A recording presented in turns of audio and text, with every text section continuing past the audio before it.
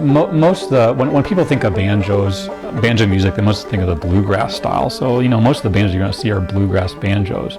And when you go to a music store and a musical instrument store, that's what you're going to see is a bluegrass banjo. You might see an old-time banjo, with the open back to it, but more than likely you won't. The real neat thing about a fretless banjo is that since you don't have frets, when you slide up the neck, you don't get that bump, bump, bump, bump, bump as you slide up the frets. And that's the thing I like the most about a fretless banjo, is that nice, clean sliding sound when you slide up a string.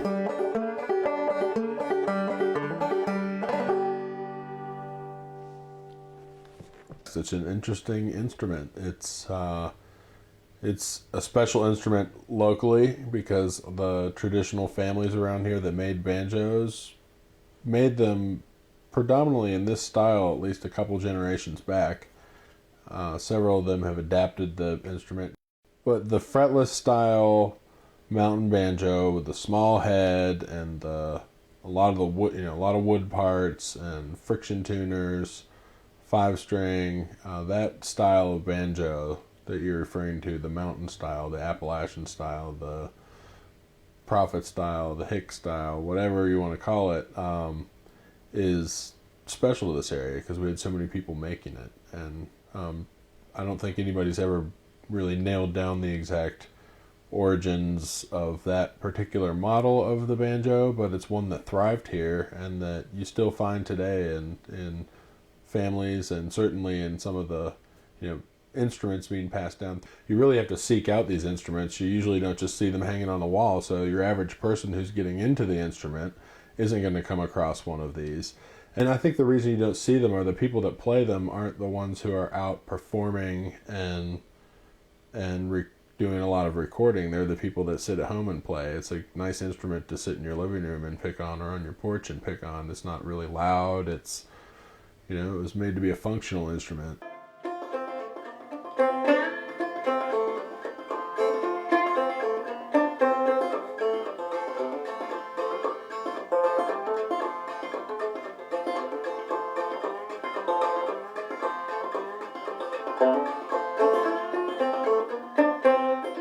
A lot of people are pretty innovative and would make them themselves, pretty much using the resources that are available to yourself, because you might not have, be able to get to a store or have the money to buy a banjo, because, especially, back in the early 20th century, people just didn't make a whole lot of money, and, banjos might have been a big chunk of, of your pay. I mean, a banjo might have cost you like $2 back in 1908. It doesn't sound like a lot today, but, back in 1908, that was a lot of money for some people.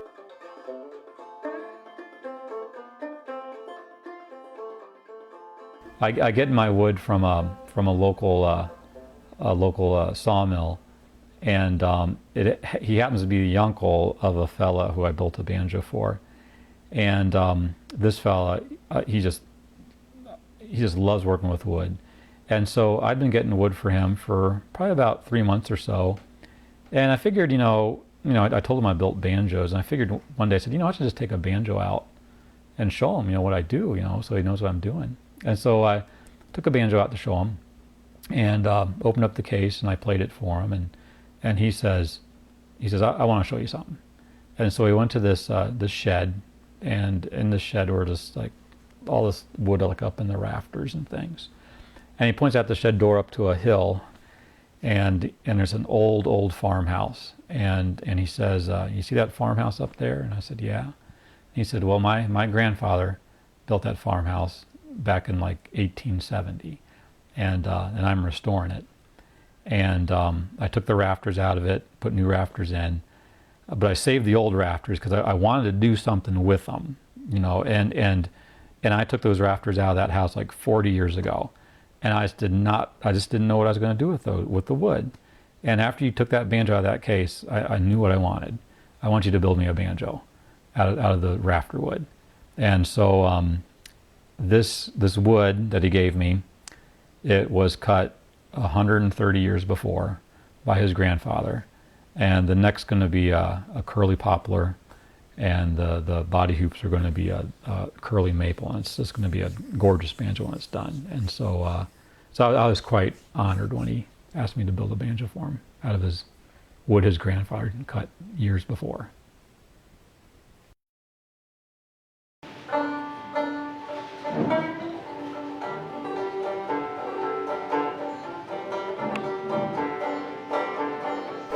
There was Benjamin Ward and his brother. They came into the country probably about 1613, I believe it was. And then they migrated down through Appalachia.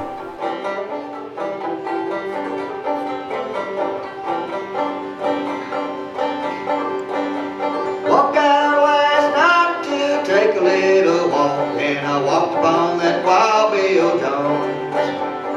Walking and a talking with Ellen, lovely gal, the one I call my own.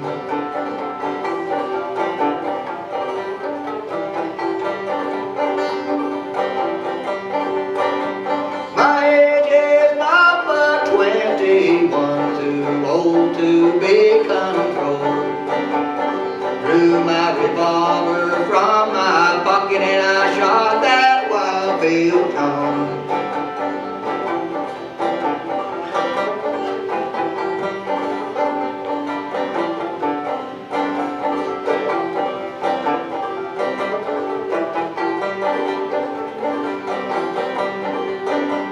He pitched, he staggered, he fell to the ground. He coughed a dying groan. Hanging in his arms round his true lover's neck, said, Lord, honey, you be left alone.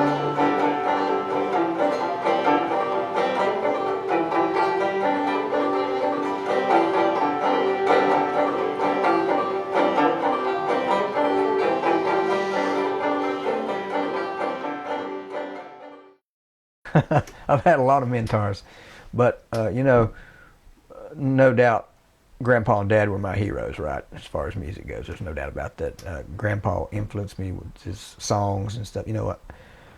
I would go down there in the river and Dad'd be working on the farm, and so I'd go in and stay with Grandpa, and he'd just sit there in his chair and start playing tunes for me, and he'd play all day long and all night long. That man could go and go and go and go and go, and he just loved to do it.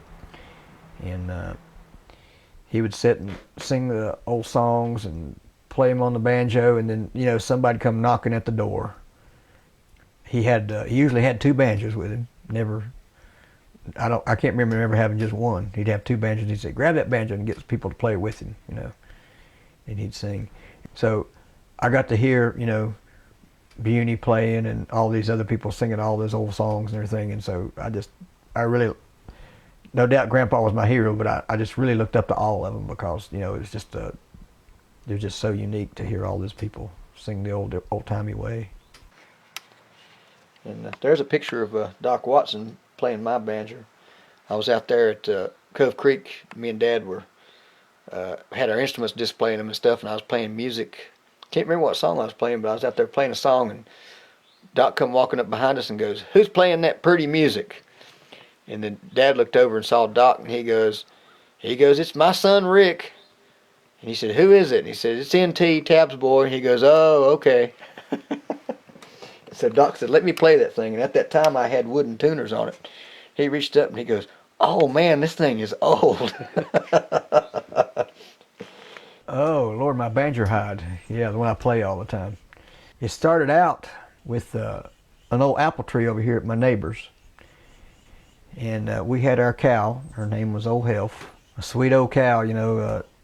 And there's an apple tree, and the apples were falling off. And then the neighbors called over here and said, NT said, "Get over here quick." Said something's wrong with the cow, and she was down on the ground, and she was choking to death. Had that apple in her throat. Me and Dad got over there, and he opened her mouth, you know, and just stuck his hand down the throat, and he tried to grab the apple, but the apple was round, so he couldn't get a grip on it. And the further he'd reach, the further apple go. And it finally smothered her out and killed her. And, you know, you didn't waste anything back then, so we had to take our pet, made her into beef, and when they cut her up, she was with calf. We got the hide off the unborn calf and, you know, tanned it up, fixed it up, and used it in the banjo. When I hear an old time banjo, it's like I'm I'm more like I'm hearing history instead of, you know, when you hear someone play an old time banjo, I mean, you're hearing, you know, probably hundreds of years of playing behind them, which I think that's what attracts me the most to the old time banjo.